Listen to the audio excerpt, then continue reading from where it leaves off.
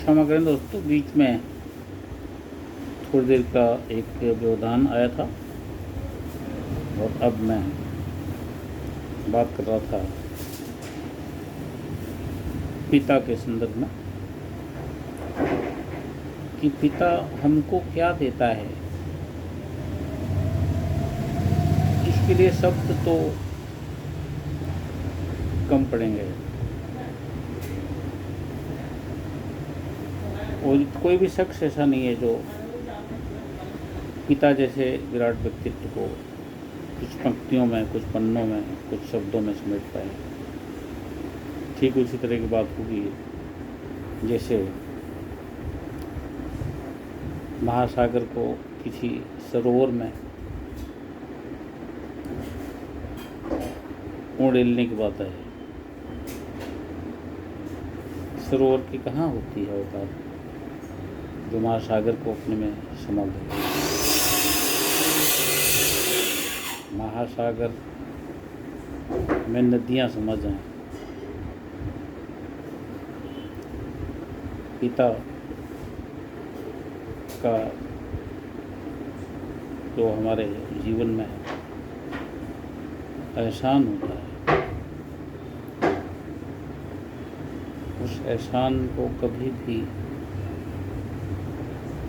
यूनियों तक चुकाया नहीं जा सकता। माता पिता दोनों का काम होता है हमारी ज़िंदगी को बनाना। और लीजिए मैं कुछ दोहे पेश करता हूँ पिता पर। बहुत सारे दोहे हैं मेरे पास, खूब सारा लिखा है पिता पर, लेकिन मैंने आज आपके लिए चुने हैं सिर्फ 5 दोहे। पिता संत शिक्षक पिता, पिता संत शिक्षक पिता, पिता ज्ञान भंडार, पिता गुरु आदर्श है, पिता नेह और प्यार।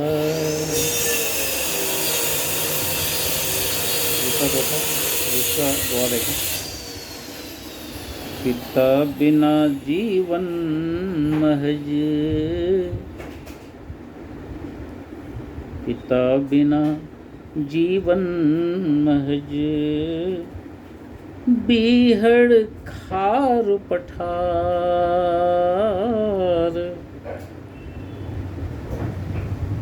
जितना कर लें कम रहे, जितना कर लें कम रहे, हम उसका आभार। पिता हमारा मान है, पिता स्वयं अभिमान, पिता हमारा मान है, पिता स्वयं अभिमान। कठिन पिता बिन है सदा, कठिन पिता बिन है सदा, मिल पाना सम्मान।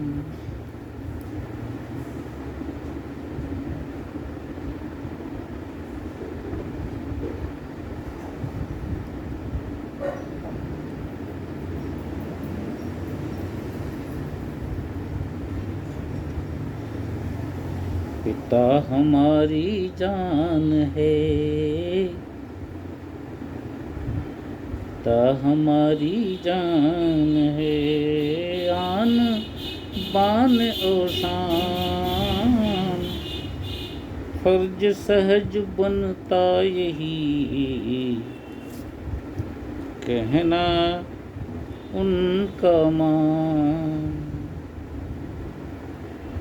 पिता सभी कुछ दे रहा, पिता सभी कुछ दे रहा, बिना स्वार्थ अवदान, ध्यान रखो उनका सदा, यही पुण्य और दान। दोस्तों, यज्ञ तप दान पुण्य सब बेकार हैं। मंदिर मस्जिद गुरुद्वारों में जाके घंटी बजाना, माथा टेकना, पत्थर की मूर्ति को भगवान मान के उसकी पूजा करना, जो न आपकी सुनता है, न आपसे बात करता है, न आपको जवाब देता है, उस पत्थर की मूर्ति को ही हम भगवान मान लेते हैं। सजीव भगवान जो हमारे घर में बैठा हुआ है, जो हमारा रक्षक है, जो हमारा पालक है, हमारा पिता, उसको भूल जाते हैं। जब उसकी काया जर्जर हो जाती है, जब किसी काम का नहीं रहता, जब घर में कमा के नहीं लाता, तो जिनको पाल पोस के बड़ा किया था उसने, वो सब कुछ भूल जाते हैं, या जानबूझकर, चूंकि वो बड़े हो गए हैं, ओहदेदार हो गए हैं, पैसे वाले हो गए हैं, इसलिए पिता तब अच्छा लगता था जब अपना तन पेट काट कर, कोर्जा करके, खुद भूखा रह के परिवार को भोजन देता था, बच्चों के लिए सब कुछ उपलब्ध कराता था, तब अच्छा होता था। दोस्तों, सभी को कभी न कभी पिता बनना है, तो ईश्वर करें सभी पिता बने, सभी का परिवार बड़ा हो, लेकिन ऐसा परिवार किस काम का जो परिवार बनाने वाले को ही भूल जाए। बच्चे बड़े हो जाते हैं तो हम छोटे हो जाते हैं, तब उनकी ड्यूटी होती है कि वो उसी तरह से हमारी देखभाल करें जिस तरह से हमने उनकी देखभाल की थी जब वो छोटे थे। ये बात लंबी हो जाएगी दोस्तों, पता नहीं आपको कैसा लगेगा ये मेरा आज का प्रेजेंटेशन 5 दोहों के रूप में। आप अपनी प्रतिक्रिया में लाइक कमेंट्स करेंगे, शेयर करेंगे, सब्सक्राइब करेंगे हमारे चैनल को, और बेल आइकॉन भी दबाएंगे। यदि अच्छा लगे तो मैं अक्सर शुरू में जैसा लोग बोलते हैं तो मैं भूल जाता हूँ। जब आप YouTube पर मुझे देखेंगे तो वहाँ मेरा नाम भी आपको मिलेगा, लेकिन आपसे अर्ज कर दूँ, मैं डॉक्टर रघुनाथ मिश्र सहज, कोटा राजस्थान से हूँ। पेशे से अधिवक्ता हूँ। साहित्य मेरा ओढ़ना बिछोना है, साहित्य मेरी ज़िंदगी है, साहित्य मेरी सांसें हैं, धड़कन है। वकालत इस उम्र में होने को तो होती है, लेकिन जहाँ प्राथमिकता पर लेखन हो, साहित्य हो और साहित्य के जरिए पूरी दुनिया को आलोकित करने का सपना हो,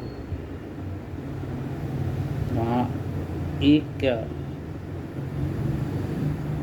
हजारों वकालत कुर्बान की जा सकती है। वकालत तो कमाने के लिए की जाती है दोस्तों, मैंने कमाने के लिए कभी वकालत की नहीं। शुरू से जब से होश संभाला, सेवा भाव को टूट के मेरे बुजुर्गों ने मुझे भरा। अब मैंने सेवा के लिए साहित्य को, सामाजिक कार्यों को, आध्यात्मिक चर्चाओं में हिस्सेदारी से, समसामयिक चर्चाओं में हिस्सेदारी से, गीत, गज़ल, कविता, कहानी, नाटक के क्षेत्र में भी दखल है थोड़ी थोड़ी। तो ये तो मैं 5 दोहों में इतना समय तो नहीं लगना था, लेकिन इस बहाने आपसे बातचीत करने का, चर्चा करने का भी एक मैंने मौका लिया। बहुत बहुत धन्यवाद। मुझे उम्मीद है कि आप अपने इस दोस्त डॉक्टर रघुनाथ मिश्र सहज को हौसला देंगे, अपने व्यूज से, लाइक, कमेंट से, शेयर से, सब्सक्राइब करके और बेल आइकन दबाकर। धन्यवाद दोस्तों, आज के लिए इतना ही। हम मिलते ही रहेंगे बराबर। हमने एक अपना मिशन बना रखा है, अपने अंदर, अपने दिल से कह रखा है, दिल से वादा है कि आप लोगों को कुछ न कुछ लगातार देता रहूँ। एक छोटा वीडियो इससे पहले भी जारी हुआ है थोड़ी देर पहले, जो 1 मिनट 9 सेकंड का है। ये 5 दोहों में समय कम लगा, चर्चा में समय ज़्यादा लगा। ये कविताएं लिखना कंपैरेटिवली आसान होता है। ये चर्चाओं का दौर भी अगर चले, उससे ज़्यादा कुछ हासिल होता है, ऐसा मेरा मानना है। बहुत बहुत धन्यवाद दोस्तों।